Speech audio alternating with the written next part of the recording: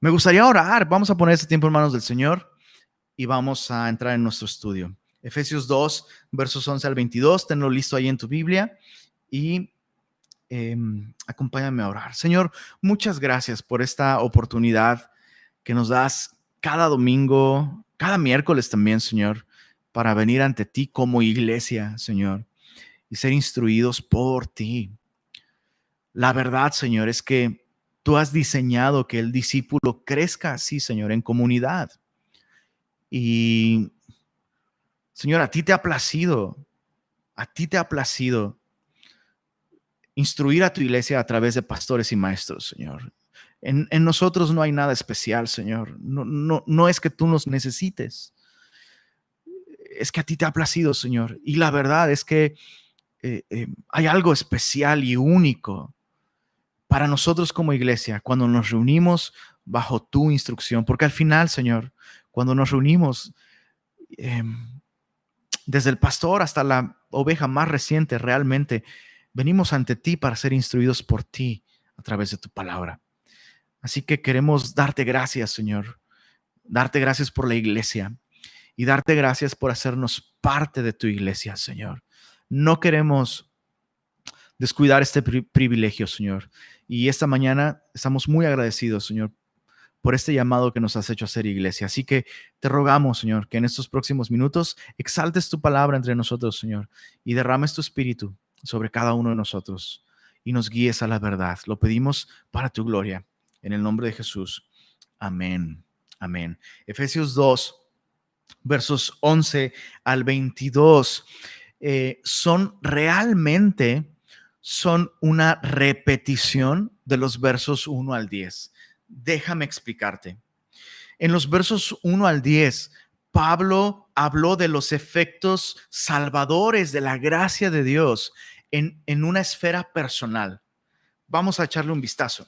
Dice, Él os dio vida a vosotros cuando estabais muertos en vuestros delitos y pecados, en los cuales anduvisteis en otro tiempo, siguiendo la corriente de este mundo, conforme al príncipe de la potestad del aire, el espíritu que ahora opera en los hijos de desobediencia. Si te das cuenta, está hablando de individuos. Está hablando en una esfera personal o individual. De hecho, en el verso 3 dice, entre los cuales también todos nosotros vivimos en otro tiempo en los deseos de nuestra carne. ¿Te das cuenta cómo la esfera o la perspectiva desde la que Pablo está hablando aquí es personal?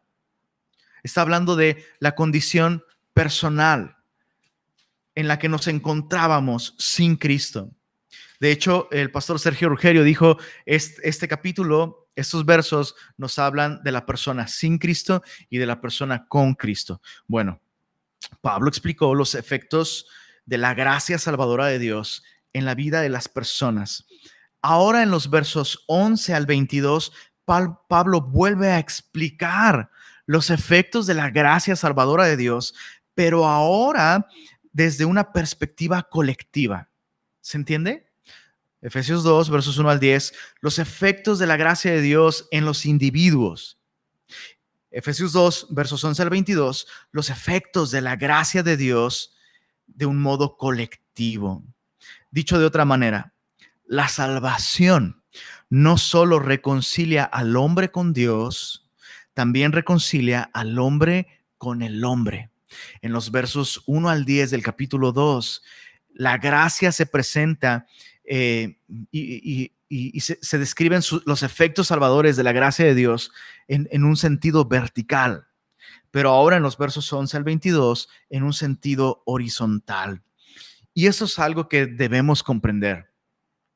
La Biblia muy claramente enseña que cuando el hombre tiene una correcta relación con Dios, el hombre experimentará una transformación en su relación con los que le rodean, ¿no? Y esto es porque el origen y la causa de toda disfunción social es espiritual. El origen de todas las disfunciones en nuestras relaciones es el pecado.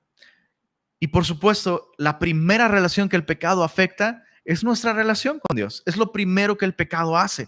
El pecado nos separa de Dios. Pero en segundo lugar, el pecado nos separa de otros también. El pastor Warren Wiersbe dice que el pecado es el gran separador de la raza humana. Y eso es verdad, ¿no? Lo vemos en la caída de Adán y de Eva. En el momento en el que ellos cayeron en pecado, inmediatamente se escondieron de Dios, pero también se escondieron el uno del otro. Ellos antes del pecado estaban completamente desnudos, no se avergonzaban. En cuanto hay pecado, empezaron a taparse, empezaron a ocultarse y a esconderse unos de otros. Y tú lo has visto en la Biblia y lo has visto en tu vida. El pecado lo arruina absolutamente todo. Absolutamente todo. Es increíble descubrir cómo, incluso desde un punto de vista psicológico, económico, desde cualquier punto de vista, es asombroso descubrir que hay escenarios en los que una sociedad debería estar bien.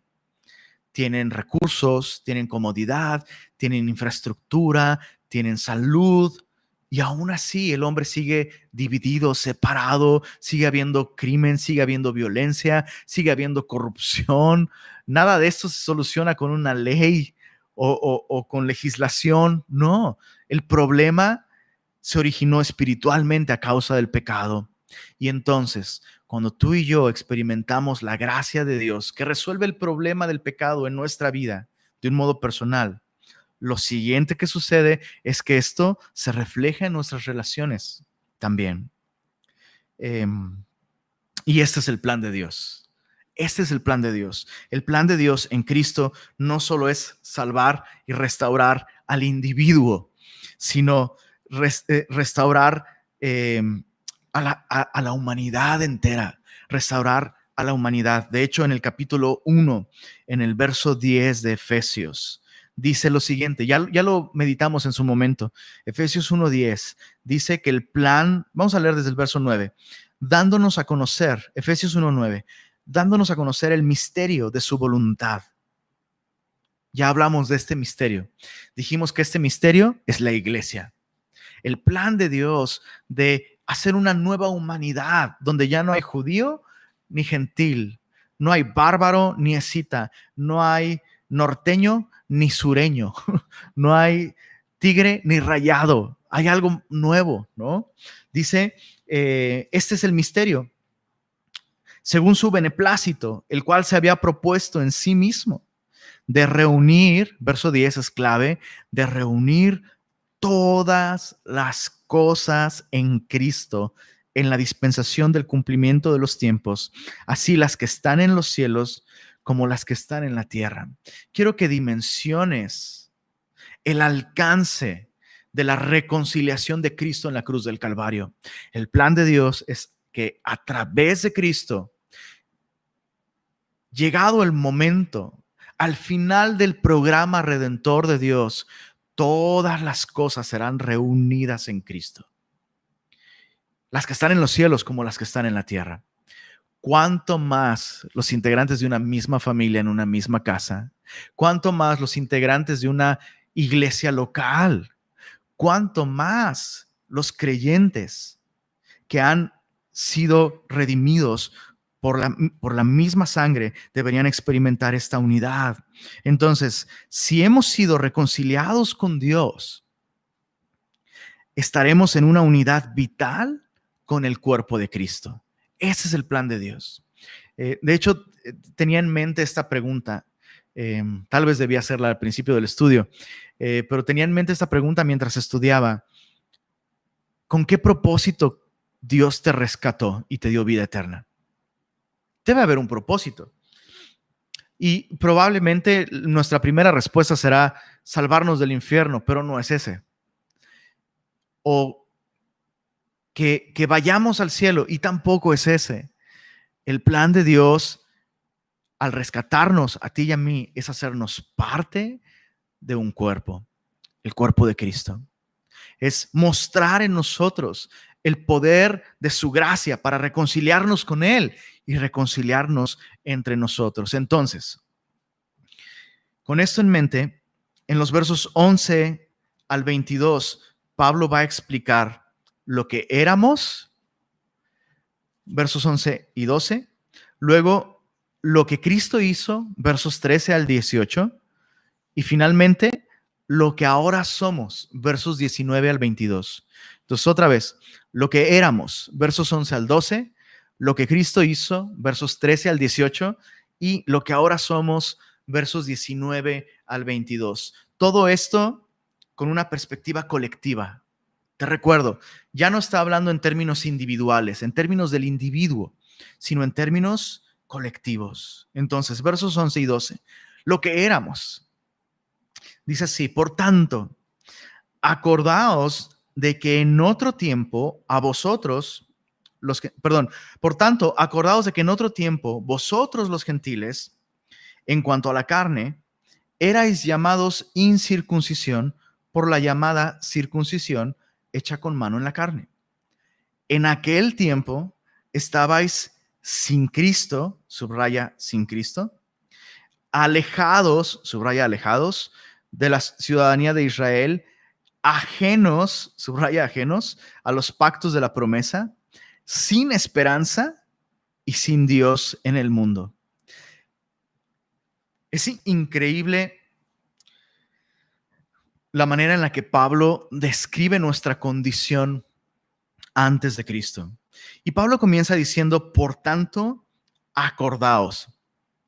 Y cuando la Biblia dice, por tanto, siempre debemos preguntarnos, ¿qué tanto? ¿Verdad?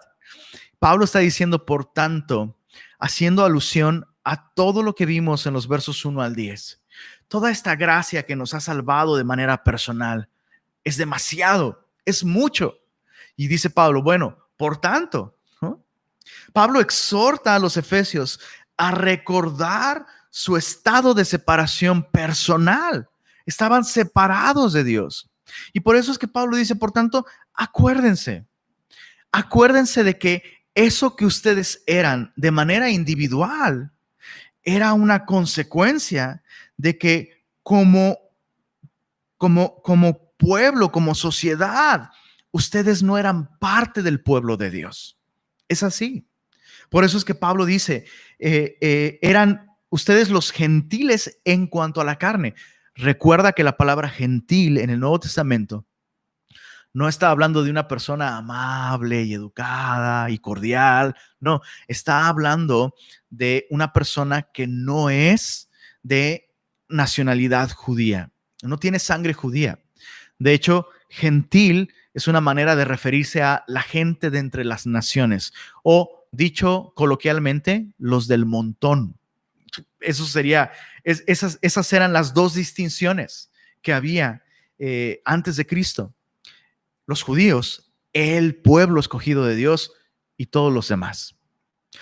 Y por eso es que Pablo dice, ustedes los gentiles en cuanto a la carne, eran llamados incircuncisión por la llamada circuncisión hecha con mano en la carne. Ahora, hay que notar algo. ¿Te das cuenta que Pablo no dice, ustedes los gentiles eran llamados incircuncisión por la circuncisión? No dice eso. Dice, eran llamados incircuncisión por la llamada circuncisión hecha con mano en la carne. En otras palabras, Pablo está reconociendo algo. Pablo está reconociendo que aún los judíos no tenían del todo una relación personal con Dios basada en lo espiritual, sino en lo carnal. En otras palabras, habían convertido la palabra de Dios y toda la revelación del Antiguo Testamento que fue dada para revelar su necesidad de Cristo, la habían convertido en un pretexto para no confiar en Cristo. Habían convertido todo el testimonio de Dios en el Antiguo Testamento en un pretexto para gloriarse de sí mismos y de su capacidad y de su esfuerzo y de que ellos eran el pueblo de Dios. De hecho, los judíos llamaban perros a los gentiles. Ahora, el día de hoy es una locura que uno tenga que aclarar este tipo de cosas. Pero el día de hoy, tal vez hay personas que no le ven nada de malo. Ay, de hecho, yo he visto stickers que dicen, entre más conozco a los humanos, más amo a mi perro. Y es como, ok, bueno, ¿te conoces a ti mismo? Porque alguien podría estar diciendo eso exactamente de ti. Pero hay todo un culto alrededor de los perros, ¿no? Y se les da una posición que ni Dios, ni la Biblia, ni la salud mental le da a un perro, ¿no? Pero en ese tiempo, la gente no idolatraba a los perros. De hecho, los perros, o sea, no era tan frecuente que fuesen una mascota, eran animales carroñeros, eran animales peligrosos, eran animales despreciables, ¿no? Y entonces los judíos le llamaban perros a los gentiles de un modo ofensivo. De hecho, los judíos varones oraban todas las mañanas. Señor, te doy gracias de que no me hiciste, de que no nací esclavo, ni mujer, ni gentil. Es la manera en la que oraba un judío devoto. Y Pablo oraba estas cosas, ¿te imaginas? O sea, Pablo estaba orando esto durante toda su vida. Despertaba y es lo primero que decía: Señor, te doy gracias. Un esclavo, ni soy mujer, ni soy gentil. Y ahora Pablo está reconociendo, no, todo eso estaba mal. Es esa llamada circuncisión, que no es la circuncisión, porque la verdadera circuncisión es cuando Dios obra en el corazón. Pero esa llamada circuncisión hecha no con el Espíritu de Dios en el corazón, sino con la mano del hombre, en la carne del hombre, les llamaba a ustedes incircuncisión. Entonces, de alguna manera, Pablo está diciendo, esa actitud no refleja el corazón de Dios, no es espiritual, eso es algo carnal, eso es algo que proviene de la religión. Y estaba meditando en esto porque al comprender todo esto, uno podría decir, ay, sí, esos judíos, qué bárbaros, ¿cómo se les ocurre? Pero nosotros como cristianos podríamos caer en esa misma actitud. Nosotros como cristianos, lejos de darle gloria a Dios y reconocer que nosotros estamos tan necesitados de la gracia de Dios como aquellos que aún no la experimentan. Lejos de tener esa actitud que puede abrir las puertas para que la gente quiera conocer al Señor, nos volvemos religiosos, proyectamos una falsa superioridad moral y nos volvemos un estorbo más que una invitación para que otros conozcan a Cristo. De alguna manera eso es lo que sucedió con la nación de Israel, pero había esta enemistad, ¿no? Los judíos despreciaban a los no judíos y aunque el pueblo de Israel, por supuesto, tenía sus problemas y estaba mal, eran el pueblo de Dios. Y es lo mismo con los cristianos el día de hoy. Es lo mismo con los cristianos. Tú puedes ver a la iglesia y puedes ver que hay muchas cosas que necesitan ser corregidas, que necesitan ser transformadas. Ves a individuos cristianos y dices, no, si este es cristiano, no, yo no quiero nada. Pero es la gracia de Dios, otra vez, es la gracia de Dios. Y el pueblo de Dios, Israel, tenía beneficios que ninguna otra nación tenía. En aquel tiempo, dice Pablo, ustedes estaban, dice, sin Cristo. No es muy claro en nuestro español, pero en su idioma original Pablo está diciendo, estaban despojados de Cristo. Es decir, separados de Cristo, sin Cristo. Estaban alejados de la ciudadanía, de los pactos y de la promesa. Me llama la atención que Pablo dice los pactos de la promesa. ¿Por qué me llama la atención? Porque a veces creemos que la Biblia es el libro de promesas. Y no es así. La Biblia es el libro de la promesa. No estoy diciendo que la Biblia no tenga muchas promesas, pero realmente todas las otras promesas están sujetadas a una máxima promesa, la promesa de enviar a un rescatador. Desde Génesis 3, Dios prometió enviar a un rescatador que traería redención y salvación y reconciliación a la humanidad. Esa es la promesa. Todas las otras promesas de la Biblia obedecen y están sujetas a esa promesa. Nosotros estábamos sin Cristo, no teníamos idea, no teníamos noción de que Dios un día vendría hecho carne a salvarnos, a redimirnos. O sea, si no fuera por esta promesa que le fue revelada a la nación de Israel, y si no fuera porque Dios en su misericordia envió su palabra a todo el mundo, de modo que el día de hoy en Monterrey podemos saber estas cosas.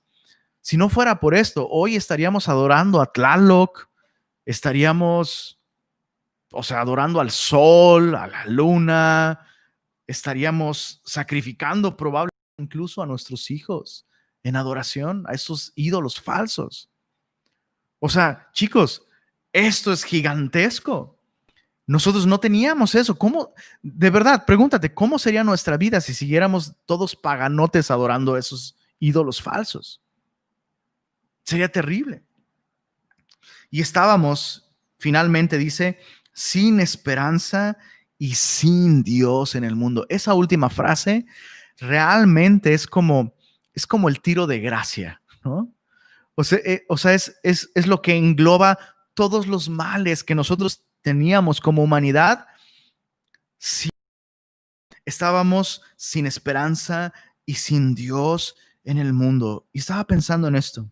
Una persona que no tiene a Cristo, ¿qué tiene?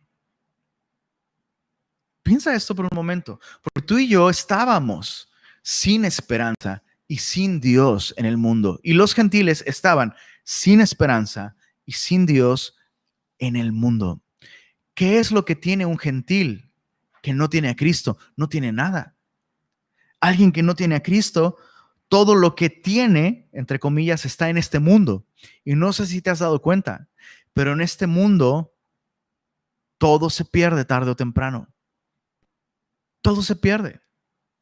Si todo lo que tienes está en este mundo, no tienes esperanza, no tienes nada. Y aún lo que crees que tienes, tarde o temprano, cuando mueres, lo vas a perder absolutamente todo. ¿A qué se aferra una persona sin Cristo? Puedes imaginarte, o sea, cómo sería nuestra vida si Dios no hubiera intervenido. Bueno, eso es lo que éramos como gentiles. Estábamos sin esperanza y sin Dios en el mundo. Hoy como cristianos, tú y yo sabemos que nada nos puede separar del amor de Dios que es en Cristo Jesús. La vida, ni la muerte, ni lo presente, ni lo porvenir, todas las cosas nos ayudan a bien, aquellos que hemos sido llamados conforme a su propósito. Qué gran esperanza tenemos tú y yo. Tenemos una seguridad impresionante. Bueno, antes no la teníamos. Los gentiles, los efesios, dice Pablo, ustedes no tenían estas cosas. Y es entonces que en el verso 13, ahora Pablo describe lo que Cristo hizo. Y dice el verso 13, pero ahora en Cristo Jesús. Y este pero es un paralelo al pero del verso 4. Pablo describió, ¿te acuerdas? Los que estábamos sin Cristo, estábamos muertos en delitos y pecados, etcétera, etcétera. Y luego en el verso 4 dice, pero Dios que es rico en misericordia, con su gran amor con que nos amó, nos dio vida juntamente con Cristo. Bueno, así ahora, Pablo describe nuestra condición, la condición de los gentiles de manera colectiva como humanidad. Estaban sin esperanza, sin Dios en el mundo. Pero ahora, verso 13, en Cristo Jesús, vosotros que en otro tiempo estabais lejos, habéis sido hechos cercanos por la sangre de Cristo. Vamos a leer hasta el verso 18.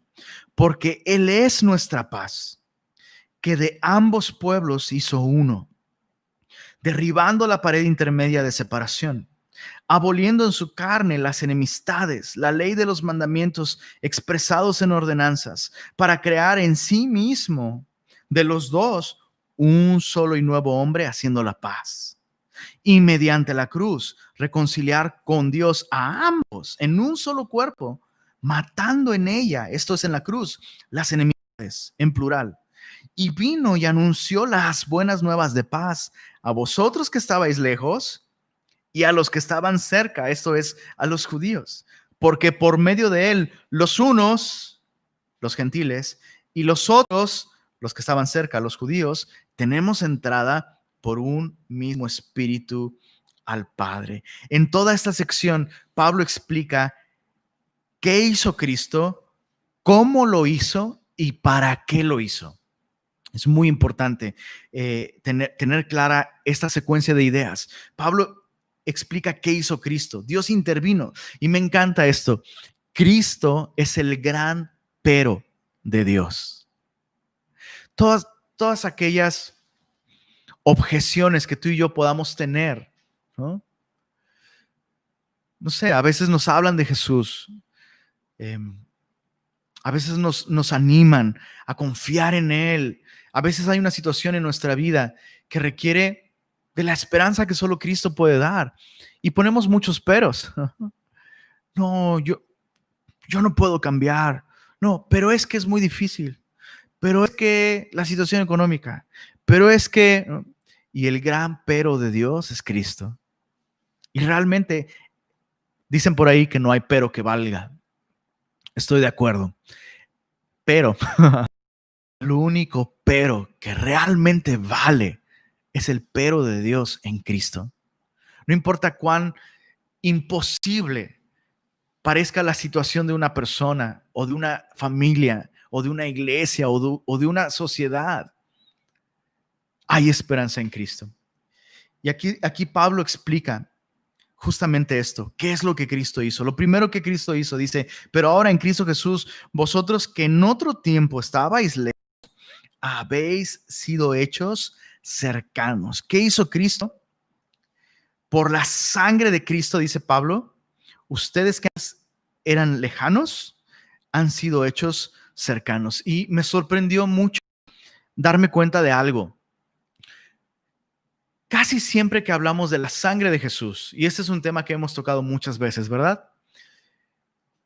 Explicábamos hace algunas semanas que cuando la Biblia habla de la sangre de Cristo, jamás lo hace en un sentido esotérico, místico, ¿no?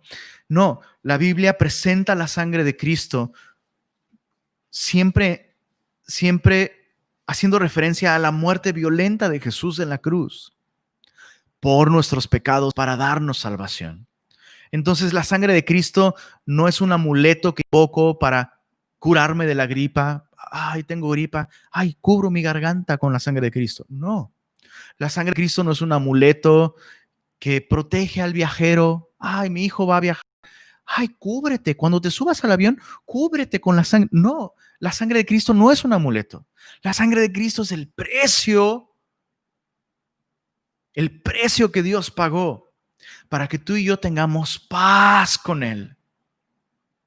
Cristo recibió toda la ira que tus pecados y mis pecados merecían. Y entonces en Cristo Jesús Dios castigó todos nuestros pecados, de modo que aquellos que hemos confiado en la sangre de Jesús, ahora podemos tener paz con Dios.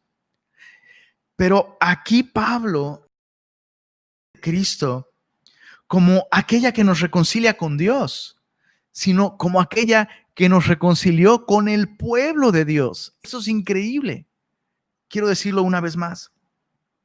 Casi siempre pensamos en la sangre de Cristo como aquella que nos reconcilia con Dios, pero aquí Pablo está presentando la sangre de Cristo como aquella que nos reconcilió con el pueblo de Dios. Y eso es algo impresionante. Impresionante, porque incluso el día de hoy, dentro de la iglesia, es muy triste, es lamentable, es una tragedia, me gustaría decir que incluso es una vergüenza, ¿no? Descubrir que hay divisiones y enemistades entre cristianos que nunca se reconcilian, ¿no? Es lamentable esto, es lamentable. Y no estoy hablando de cosas, ¿cómo decirlo? No estoy hablando de que una persona comete un crimen contra alguien más, lo cual eso es otro tema y hay una justicia civil que se tiene que respetar y hay sentido común. Pero no estoy hablando de eso, estoy hablando de, no sé, me bajó el ministerio o, o me reprobó en el discipulado de navegantes o no me saludó o dijo esto de mí. Son cosas absurdas, absurdas. Y venimos aquí Y Pablo, que siendo judío y que ha visto de primera mano cuán difícil es que incluso judíos cristianos acepten a judíos gentiles. Él lo ha visto de primera mano y ha visto cómo el evangelio en la ciudad de Éfeso ha reunido a judíos y a gentiles en una auténtica comunión espiritual, donde ya no importan esas diferencias. Pablo ha visto eso y Pablo está explicando, hey, la sangre de Cristo hizo eso. La sangre de Cristo hizo que ustedes, que antes eran lejanos, escucha esto, no solo cercanos, sino unidos por la sangre de Cristo. Cuando Pablo dice aquí, dice, por es nuestra paz. Verso 14, porque Él es nuestra paz, que de ambos pueblos hizo uno. Muy importante. Pablo no dice que Cristo trajo paz entre judíos y gentiles. Pablo está diciendo que Cristo es nuestra paz entre judíos y gentiles. La palabra paz es la palabra en griego y es una palabra compuesta que viene de una raíz que significa unir dos cosas que estaban sueltas. En otras palabras, lo que Pablo está diciendo al decir que Cristo es nuestra paz, Pablo está diciendo que Cristo es aquello por lo cual tú y yo estamos unidos como creyentes. No solo tú y yo, sino con la Iglesia Universal. Cristo es aquello que nos une. Cristo es aquello que tú y yo tenemos en común. Siempre nos sorprende muchísimo. Es algo que muchas veces hemos comentado. Todos mis amigos pastores de Semilla de Mostaza y con mi pastor también lo hemos platicado. Alguna vez, de hecho, me acuerdo que mi pastor un día me dijo, qué loco que hoy estemos juntos, ¿no? Estábamos en un retiro de pastores y de Semilla y pues o sea, si tú conoces a todos los demás pastores de Semilla, somos tan distintos, somos tan diferentes y estábamos meditando en eso, en cómo me decía mi pastor, o sea, tú y yo nunca hubiéramos sido amigos fuera de Cristo. Tú y yo no tenemos nada en común. Y yo así, no, pero era cierto, era completamente cierto. O sea, él era del norte, él es regio, yo soy del sur, tasqueño, ¿no? Pues él es gigantesco, yo soy chiquito, él es rapero, yo soy rockero, exacto, o sea, ¿qué teníamos en común? Y es increíble. O sea, yo no concibo la vida sin mis amigos en Cristo. No concibo la vida sin mi pastor. O sea, es parte de mí. Mis amigos, mis hermanos en Cristo son parte de mi vida a un nivel que no te imaginas. Ni siquiera con mis familiares en la carne tengo esa unión vital. Los necesito. O sea, es así. Los necesito tanto como mi cuerpo necesita mis manos y mis pies. ¿Qué es lo que logró eso? El café, dicen por ahí algunos. No, Cristo. Cristo es lo que tenemos en común. Y Pablo le está hablando a los efesios, haciéndoles notar esto. Hey, Cristo es nuestra paz. Es lo que Cristo hizo. Nos hizo cercanos, pero además nos hizo, quiero recalcar esto antes de dejar este primer punto, ¿no? De qué es lo que Cristo hizo. Nos hizo cercanos.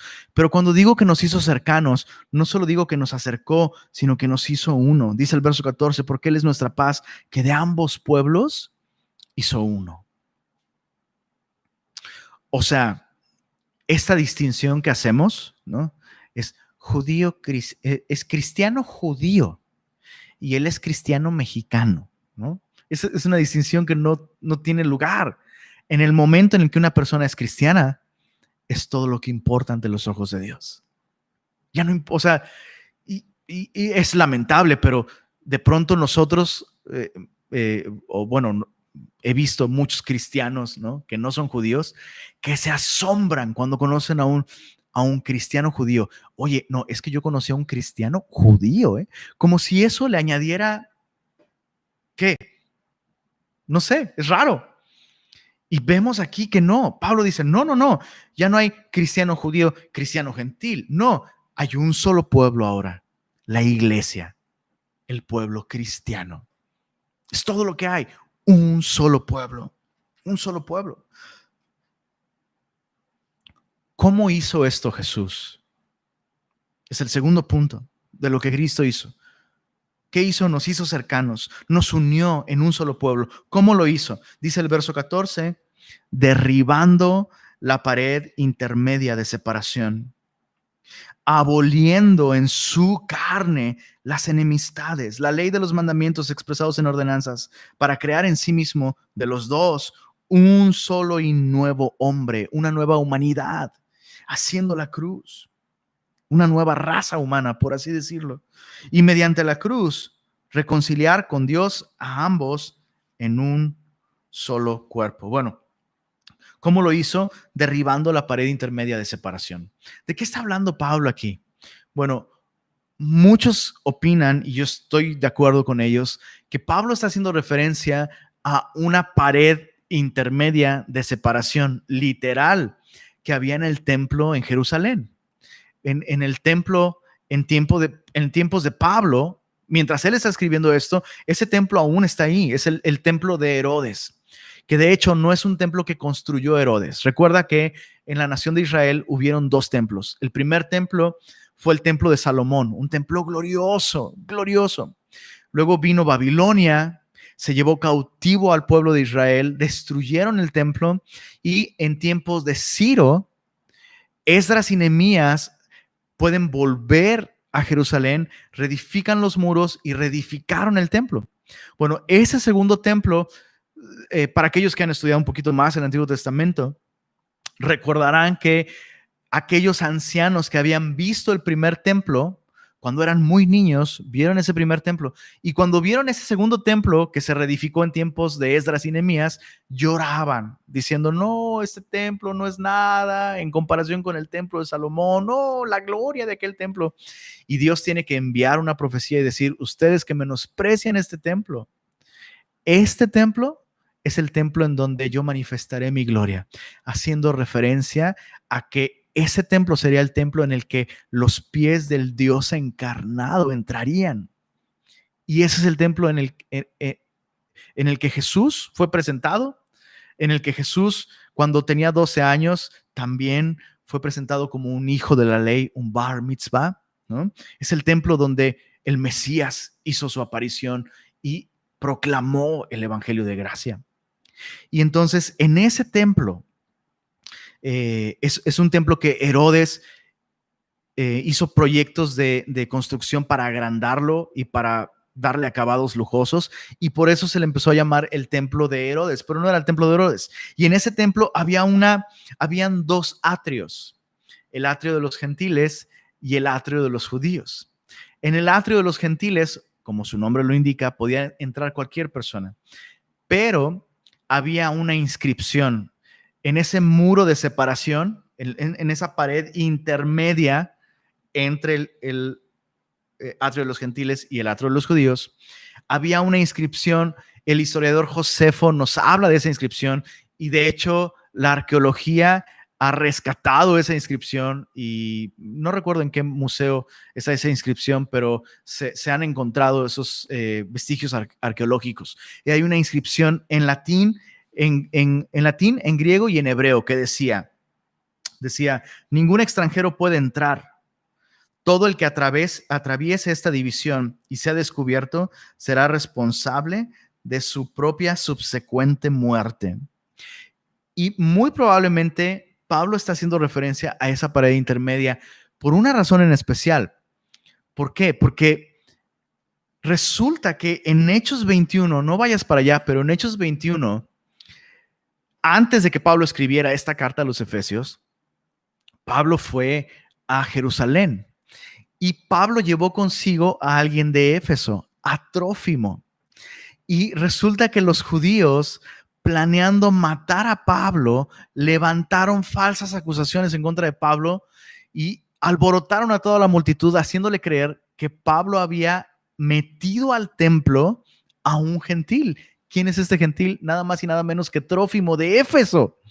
Entonces la cosa se puso súper intensa. ¿Puedes imaginarte lo que eso significó para Trófimo en ese momento? O sea, Trófimo, escóndete. La gente piensa que Pablo te metió en el templo.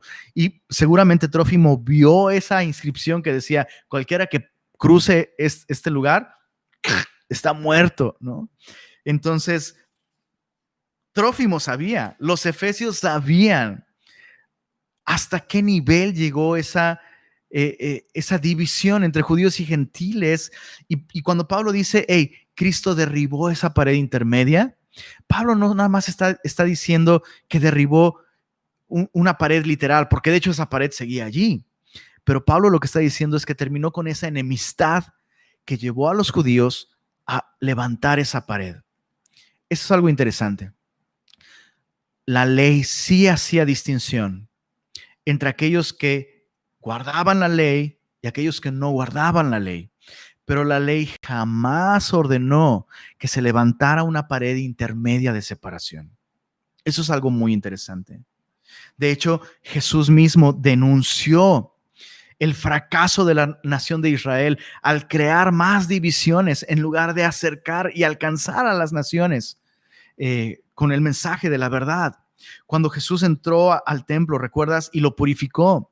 Jesús dijo, no está escrito, mi casa será llamada casa de oración para todas las naciones, y vosotros la habéis convertido en una cueva de ladrones. Entonces, nunca fue el plan de Dios que la nación de Israel levantara ese muro de separación. Eso es muy interesante. La ley nunca ordena eso.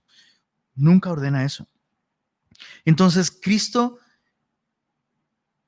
derribó este muro aboliendo las enemistades, aboliendo esta ley de mandamientos expresados en ordenanzas. ¿Para qué? Es la tercera pregunta. Todo esto es lo que Cristo hizo. Nos hizo cercanos, nos hizo unos por medio de su sangre. Y luego, ¿cómo? Derribó esta pared intermedia de separación, aboliendo las enemistades. La ley hacía distinción entre limpio e impuro, sí, pero el pueblo de Israel fracasó en reconocer que ellos mismos estaban fuera, estaban lejos de Dios. Y eso es lo que hace la religión. La religión, en lugar de volver a la persona humilde y que reconozca su necesidad de Dios, no, la vuelve orgullosa y hace que la persona cree divisiones y separaciones y se crean enemistades. Bueno, Cristo vino a derribar todo eso. ¿Para qué? Dice el verso 15. Para crear en sí mismo de los dos un solo y nuevo hombre, una nueva humanidad, haciendo la paz y mediante la cruz reconciliar con Dios. Esto me encanta. Reconciliar con Dios a ambos en un solo cuerpo. Tanto el judío como el gentil necesitaban ser reconciliados con Dios. Es así de claro. Los judíos con todo y ley necesitaban ser reconciliados con Dios. Eso fue así desde el principio, desde siempre. Dice, verso 17, es muy interesante, dice, y vino, esto es Cristo, vino y anunció las buenas nuevas de paz a vosotros que estabais lejos y a los que estaban cerca, que para efectos espirituales también estaban lejos, ¿no? Porque por medio de él, chécate esto, por medio de él, los unos, los gentiles, y los otros, los judíos, tenemos entrada por un mismo espíritu al Padre. Mediante la cruz, Cristo reconcilió a ambos en un solo cuerpo. Este es el cuerpo de Cristo, la iglesia. Y todos aquellos que forman parte del cuerpo de Cristo, formamos parte del cuerpo de Cristo por gracia. No tiene nada que ver si somos judíos o no lo somos. Y esto es algo que quiero aclarar antes de dejar este punto. Es increíble la cantidad de voces que el día de hoy siguen insistiendo en que es necesario judaizarte para hacerte cristiano. Es increíble, es increíble. Y quiero decirlo, Semilla Monterrey, lo voy a decir con todas sus letras, es diabólico. Esta enseñanza es diabólica. El insistir en que tú como cristiano no estás completo si no te judaizas, si no observas las leyes. No, es que te van a decir ellos, esas son las leyes que nuestro Salvador guardó durante toda su vida. ¿No quieres ser como Jesús? ¿No quisieras parecerte más a Él? Pues estas son las cosas que Él guardó, que Él observó. Y es terrible que tantos cristianos se dejan seducir por esa falsa enseñanza, cuando aquí claramente la Biblia dice, hey, ser judío no te servía de nada. Necesitabas la gracia de Dios. No te servía de nada para efectos de salvación, porque todas esas leyes ni los judíos las podían guardar. Solo Cristo pudo realmente guardar la ley en toda la extensión de su palabra. Por eso es que Cristo dijo, y pareciera que eso es una contradicción con lo que está aquí, pero no lo es. Por eso Cristo dijo a los sacerdotes, no he venido a abrogar la ley, sino a cumplirla. Y por medio de cumplirla, realmente Cristo ha dejado la ley sin efecto para nosotros. Ahora, quiero aclarar algo. Pablo dice aquí, aboliendo en su carne las enemistades, es decir, la ley de los mandamientos expresados en ordenanzas. Esta palabra ordenanzas es muy importante porque es una palabra que se usa para referirse a todas las regulaciones ritualísticas. Es decir, la ley tiene mandamientos morales y tiene ordenanzas. Los mandamientos morales son vigentes en todo tiempo y en toda época. No robarás, no mentirás, no cometerás adulterio y todas las demás. Las otras que son ordenanzas, que de hecho es la palabra dogma, ¿no? Y que son cosas que así tienen que ser, ¿no? Y que tienen que ver con todas estas cuestiones de salubridad y de dieta y de fiestas y festividades. A estas está haciendo referencia Pablo. Cristo eliminó la necesidad de guardar todas esas cosas, porque todas esas cosas realmente apuntaban a la perfección de Cristo, y Cristo guardó todas esas leyes y Cristo murió en la cruz regalándonos su justicia. Espero que eso sea claro. La sangre de Cristo es el precio que Dios pagó para derribar todas estas distinciones de la ley. Lo que ahora somos. Veamos versos 19 al 22. Entonces, espero que en tu mente esté siendo claro este panorama, ¿no? Lo que éramos, estábamos sin esperanza y sin Dios, sin la ciudadanía de Israel. Bueno, ahora hay que volvernos judíos. No, Cristo derribó esta pared intermedia. Todas esas enemistades que se alimentaban con esas distinciones por las ordenanzas. Cristo pagó un precio y ahora somos un solo cuerpo. Dice el versos 19 al 22, lo que ahora somos. Así que, esa es la conclusión. Así que ya no sois. Pablo como judío se lo está diciendo ahora a ellos como gentiles. Ya no sois extranjeros ni advenedizos, sino conciudadanos de los santos y miembros de la familia de Dios, edificados sobre el fundamento de los apóstoles y profetas, siendo la principal piedra del ángulo Jesucristo mismo, en quien todo el edificio, bien coordinado, va creciendo para ser un templo santo en el Señor, en quien vosotros también sois juntamente edificados, eso es glorioso, para morada de Dios en el Espíritu. Pablo ahora describe nuestra actual condición como gentiles y describe nuestra condición, nuestra posición, nuestra nueva identidad con tres imágenes. Pablo nos describe como una nación celestial. Nos describe como una familia espiritual, y nos describe como un templo santo. Todas estas cosas son nuestra identidad, nuestra nueva posición. Y una vez más, quiero recalcar esto. Si se les olvida todo lo demás, está bien. Si recuerdan esto, habremos ganado mucho. Quiero recalcar esto. Dios no nos salva como individuos solamente. Nos salva como humanidad. Dios nos salva no solo para restaurarnos de un modo personal en nuestra relación con Él, sino para restaurar nuestra relación unos con otros. Todas las imágenes que Pablo presenta aquí, donde describe lo que ahora somos en Cristo, son imágenes que hacen alusión a algo colectivo. Es bien importante recalcar esto. Veamos la primera imagen. Una nación celestial. Pablo dice, ya no son extranjeros ni advenedizos, sino conciudadanos. No dice de los judíos, ¿verdad?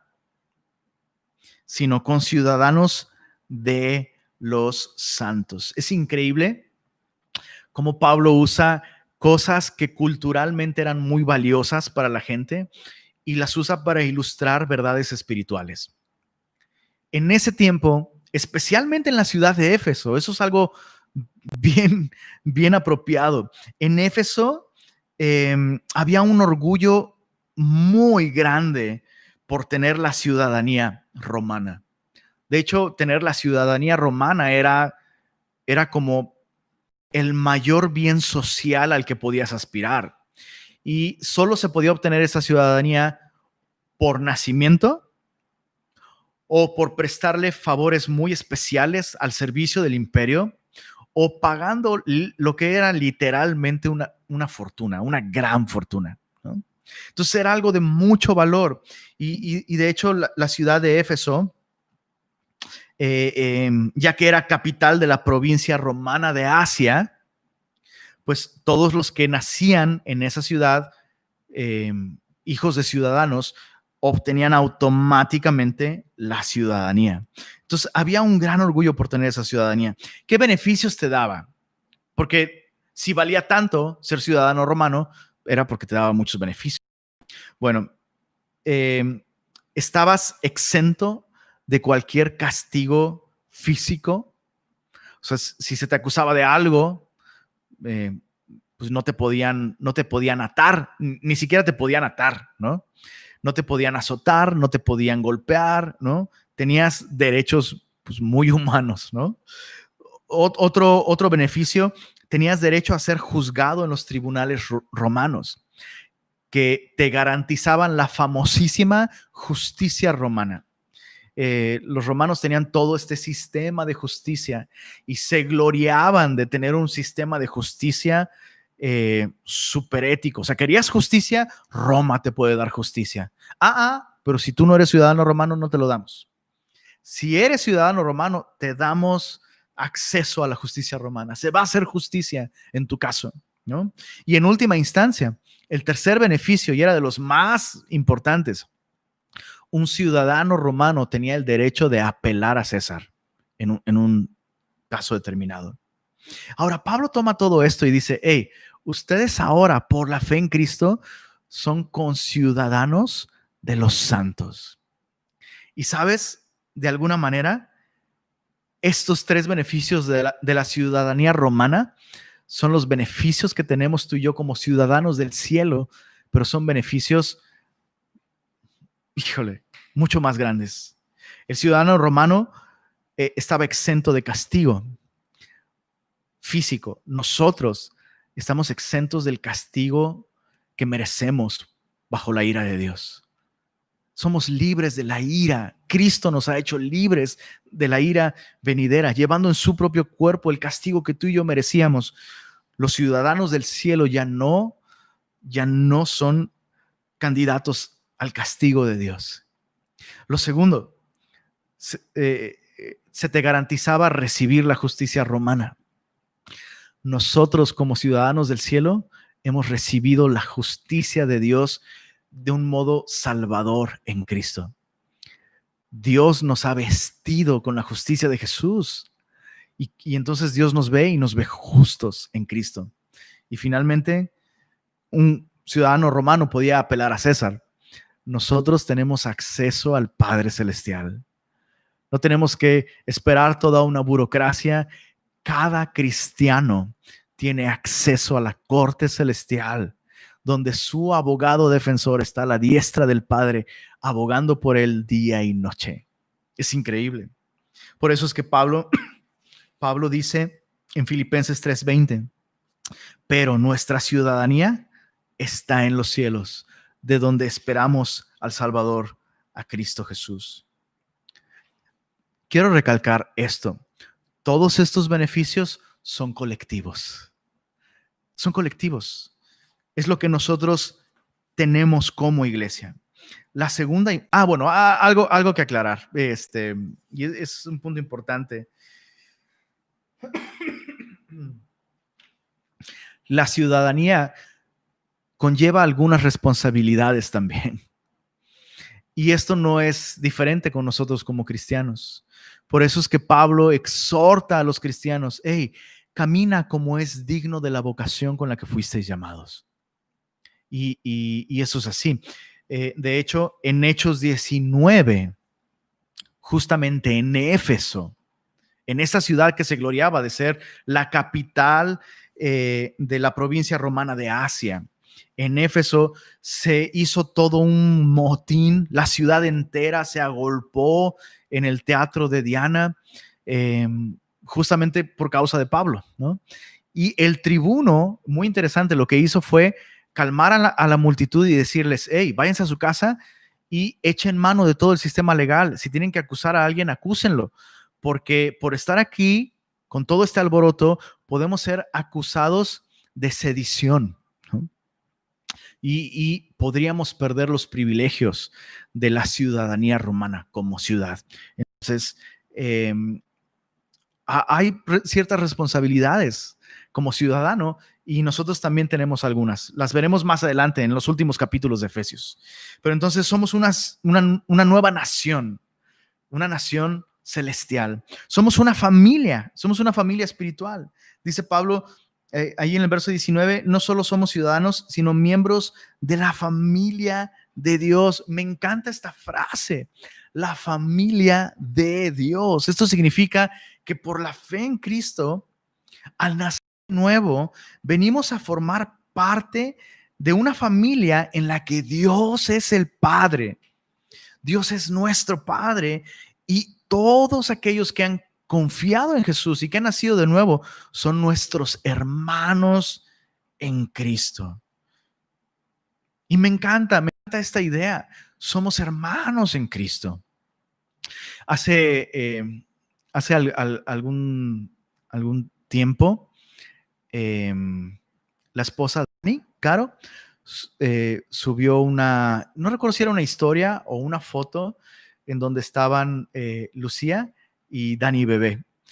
Y le comenté la foto y me comentó algo así como, se aman, no sé qué. Y yo le decía, es impresionante el gozo que le causa a uno como papá ver que sus hijos se aman. O sea, y a nosotros lo decía porque a nosotros nos ha pasado. De pronto Sofía, de la nada, le da besos a su hermana y le dice, te amo, tita. Y nosotros así como, no, de verdad, yo sé que parece que estoy payaseándolo, pero no, de verdad, de verdad. O sea, ver que tus hijos se aman, de verdad, bendice tanto tu corazón como padre. Y Pablo está trayendo esto a la mesa y nos dice, no solo son ciudadanos de una nación donde Cristo es el rey, son miembros de una familia donde Dios es el Padre y nosotros somos hermanos. Ahora quiero que medites en esto.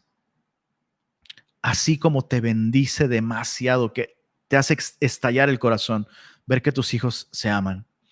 ¿Qué sucede cuando ves que tus hijos no se aman? Cuando tus hijos están enemistados, cuando tus hijos no se tratan como debieran tratarse. ¿Qué sucede con el corazón del Padre cuando tú y yo como cristianos no honramos esta familia a la que pertenecemos? No honramos el Padre que nos adoptó y que nos hizo parte de ella. No, pero es que Él me hizo y Él dijo. ¿Y qué sucedió en esa cruz? La cruz en donde fue derramada esa sangre, donde tus pecados fueron perdonados, no son suficientes para que tú perdones a tu hermano que sí te ofendió, sí pecó contra ti, pero se arrepintió y te pidió perdón. Somos una familia. Es tiempo de que empecemos a actuar como tal. La tercera imagen, un templo santo. Y esa es la parte a la que Pablo le dedica más tiempo. Versos 20 al 22 dice, edificados sobre el fundamento de los apóstoles y profetas, es decir, el mensaje del Antiguo y del Nuevo Testamento. Los apóstoles en el Nuevo, los profetas en el Antiguo. La Biblia tiene un solo mensaje. Este mensaje no está en contradicción. Es el mismo mensaje de principio a fin. Es el mensaje de Jesucristo, siendo la principal piedra del ángulo Jesucristo mismo, en quien todo el edificio, bien coordinado, me encanta, bien coordinado, va creciendo para ser un templo santo en el Señor. Una de las maravillas del mundo antiguo era precisamente el templo de la gran diosa Diana. Puedes investigar un poco sobre esa construcción, realmente era magnífica. Y una de las cosas que particulares de este templo es que en el templo de Diana en Éfeso se depositaban los tesoros y las riquezas, no solo de personas con mucho poder económico, sino ciudades enteras depositaban sus recursos allí en ese templo. Funcionaba como banco, ¿no? Con la idea de que esta gran diosa Diana, la diosa de la fertilidad, haría prosperar sus riquezas, ¿no? Y es interesante que Pablo diga, nosotros ahora somos el templo santo de Dios, porque para los efesios significaría una cosa. En nosotros la iglesia, quiero recalcar, no solo como individuos, sino en nosotros la iglesia, Dios ha depositado todas las riquezas espirituales del cielo. Es impresionante, es increíble. ¿Dónde el ser humano puede ver las riquezas de la gracia, riquezas inescrutables de Dios? En la iglesia. Allí es donde Dios depositó toda su riqueza. Dios no se reservó nada. Toda su riqueza espiritual, toda ella la depositó en nosotros como iglesia. Y a diferencia del gran templo de la gran diosa Diana, la iglesia nunca será destruida. Toda esa riqueza espiritual está segura. ¿Por qué? Quiero que observes muy bien.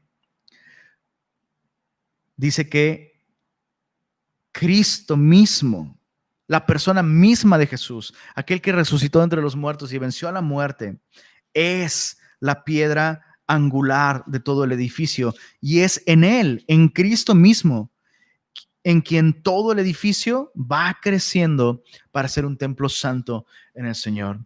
A veces vemos a la iglesia con ojos tan distintos, ¿no? O sea, cuando consideramos todo esto, espero que te esté volando la cabeza. O sea, wow, es cierto. O sea, cuánta riqueza hay en la iglesia. Ser parte de la iglesia, cómo nos enriquece espiritualmente. Es allí. Dios no hace depósitos en vidas individuales. No es así. Eso es una mentira. Este concepto del cristianismo individualista no es bíblico. No existe. Perdón, algunas veces lo decimos así, ¿no? Recibe a Cristo como tu solo suficiente Salvador personal. Es cierto que el individuo debe de manera personal tener un encuentro con Dios, pero la salvación no es personal. No es personal. Es cuando el individuo se reconcilia con Dios, que Dios de inmediato conecta al individuo con toda esta riqueza. Dios toma una piedra que está muerta y la vuelve una piedra viva, como dice Pedro. Dios convierte al individuo, una piedra muerta, en una piedra viva y la coloca dentro de esta gran construcción. Y es de esta gran construcción que está unida a Cristo, donde Cristo es la cabeza, que el individuo, siendo parte de este nuevo cuerpo, es bendecido, es enriquecido, es edificado. Por eso hay tantos cristianos, decía un hermano, cristianos chabelos, chabelos espirituales. por años como llaneros solitarios, sin rendir cuentas, sin estar conectados con el cuerpo de Cristo, sin valorar la iglesia. Yo leo en mi casa, yo oro en mi casa, y ni ora en su casa, ni lee en su casa, ni edifica en su casa, ni este testimonio a Dios en su casa, ni en la iglesia, ni en ningún lugar. Déjame decirlo así de claro. Solo aquellos cristianos que están conectados vitalmente con el cuerpo de Cristo son cristianos. Porque eso es lo que Dios hace. Al rescatar a alguien, la manera en la que lo salva, por así decirlo, es conectándolo al cuerpo de Cristo. No puedes estar reconciliado con Cristo, que es la cabeza, sin estar conectado vitalmente al cuerpo, que es la iglesia. No puedes ser una piedra viva si no estás edificado como parte de esa construcción. Y escucha esto. Es el Señor quien edifica la iglesia, haciendo de cada creyente una piedra viva, colocando a cada creyente en un lugar específico, en una iglesia local, con una misión específica. Por tanto, así comenzó esta porción. Por tanto, ya que como individuo tú estabas así, muerto en delitos y pecados, y que ahora Dios te ha dado vida eterna, ahora sábete esto, Dios te ha rescatado. ¿Te acuerdas de nuestra pregunta al principio? ¿Para qué te ha rescatado Dios? Para hacerte parte de la iglesia. Su nación, su familia, su templo. Tengo algunas preguntas con las que me gustaría terminar.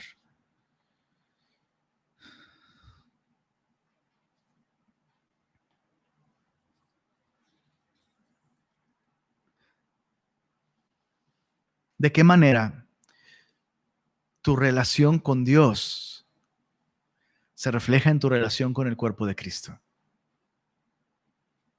¿Hay una conexión? O sea, un día tú recibiste a Cristo y te hiciste cristiano. Gloria a Dios por eso. ¿De qué manera esa nueva relación con Dios se ve reflejada en tu relación con el cuerpo de Cristo? Yo cuando recién me convertí,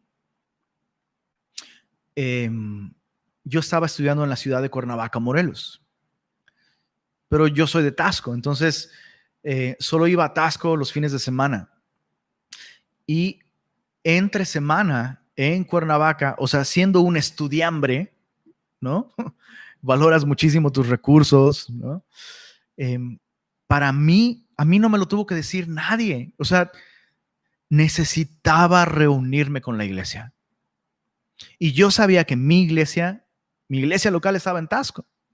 Y en Cuernavaca no había ninguna misión de nuestra iglesia. Pero yo necesitaba conectarme. En ese tiempo no había internet, no había transmisiones. Y yo necesitaba conectarme.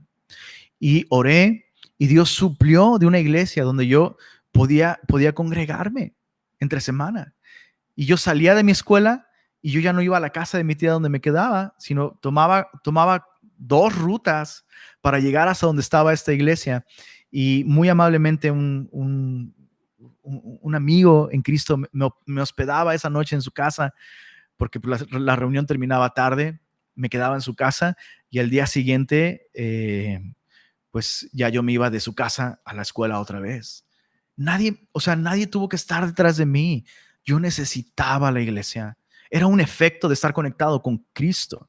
Necesitaba de los suyos también. Entonces, ¿de qué manera tu relación con Cristo se ve reflejada en tu relación con otros cristianos, con tu iglesia? Lo segundo, tú que ya eres cristiano de muchos años, ¿estás levantando paredes intermedias de separación? Al estar murmurando de la iglesia, al estar dividiendo la iglesia, al estar quejándote de la iglesia, hablando mal de otros cristianos, de otros, o sea, estás levantando muros que impiden que otros se acerquen a la verdad, o por tu religiosidad, simplemente con religiosidad, como si tú mismo ya no necesitaras la gracia de Dios. Criticas a otros, juzgas a otros y levantas paredes intermedias de separación. No, tú deberías de dejar de hacer estas cosas si quisieras que Dios te ama. Oye, yo quiero ir a tu iglesia, necesito, sí, pero primero córtate el cabello y no te pongas esos pantalones rotos. Y a ver qué vas haciendo con esos tatuajes, porque a Dios no le, o sea, ¿en serio? ¿Estamos levantando muros intermedios de separación? Pero no deberías comer mariscos, porque la ley, el cuate está queriendo recibir vida eterna en Cristo y tú le hablas de mariscos o de no hacer cosas los sábados o lo que sea, o de la música que escucha o ¿qué estamos haciendo? Nosotros somos el pueblo de Dios y Dios nos ha dado el privilegio de ser luz a las naciones. ¿Estamos levantando paredes intermedias de separación? Última pregunta. ¿Estás contribuyendo a la edificación de otros en el cuerpo de Cristo? Esa es parte de nuestras responsabilidades como recipientes de la gracia de Dios. ¿Recuerdas lo que leímos en el verso 10 la semana pasada? Somos hechura suya, creados en Cristo Jesús para buenas obras, las cuales Dios preparó de antemano. ¿Cuál es esa buena obra? Bueno, somos un templo que vamos creciendo y estamos siendo edificados, bien coordinados, conectados con la cabeza, la piedra angular que es Cristo. Nuestra responsabilidad ahora es edificar a otros, bendecir a otros. Por eso es que, repito, este concepto del cristianismo individualista no existe. Cristo me rescató para darme vida, darme su gracia y hacerme un canal de su gracia para otros. Los primeros a los que debo bendecir con esa gracia son mi familia, aquellos que están cerca de mí, aquellos que viven en mi propia casa. Pero también aquellos que son parte de mi compañerismo. Hay muchas maneras de hacer esto. Hay muchísimas maneras de hacer esto. Y siendo francos, hay personas con las que es muy difícil hacerlo porque están en la iglesia, pero como que no más de nombre, solo en la lista. Están ahí, ¿no? Están allí, pero no están conectados con nadie, no quieren conocer a nadie ni que nadie los conozca. Eso no es iglesia. Eso no es iglesia. Y Dios nos ha llamado a esto. Ya que hemos recibido tanta gracia de manera personal, Dios nos ha llamado a recibirla y extenderla de manera colectiva dentro de la iglesia. Ese es el gran plan de Dios. Te recuerdo, es un buen momento para recordarte, una manera de edificar la iglesia es orar por la iglesia. Todos los sábados a las 7 de la mañana. Te aseguro, no tienes nada que estar haciendo a las 7 de la mañana, excepto dormir. Y es bien fácil, nomás abres los ojos así, mira, y listo. Listo. Todos los sábados, 7 de la mañana, tenemos un tiempo de oración en el que oramos por la iglesia, oramos unos por otros. Comienza así. Esa es una buena invitación. Comienza así. Todos los sábados, 7 de la mañana, oramos unos por otros. Señor, muchas gracias por este tiempo en tu palabra. Gracias por recordarnos que toda esta gracia que tú nos has dado, no nos la has dado para simplemente disfrutarla nosotros y guardárnosla. Nos has llamado a una vida en comunión. Y Señor, si tú nos reconciliaste contigo, ¿cuánto más, Señor? Tú nos has llamado a estar unidos unos con otros, aquellos que hemos sido reconciliados contigo. Yo te ruego, Señor, que tu palabra traiga convicción a cada corazón, Señor, de que esta es tu voluntad. Nos has llamado a ser iglesia. Y te ruego, Señor, que en estos tiempos tan extraños, que se han vuelto una oportunidad para ser iglesia de verdad, tú nos permitas ver fruto en nuestras vidas, Señor. Te ruego que cada familia, cada hogar se vuelva eso, Señor. Se vuelva una manifestación de tu iglesia, Señor. Y gracias por hablarnos a través de tu palabra. Gracias porque antes, literal, estábamos lejos, pero ahora somos parte de esta familia y tú eres nuestro Padre. Gracias, Señor. Gracias por rescatarnos para hacernos parte de tu familia. En el nombre de Jesús. Amén.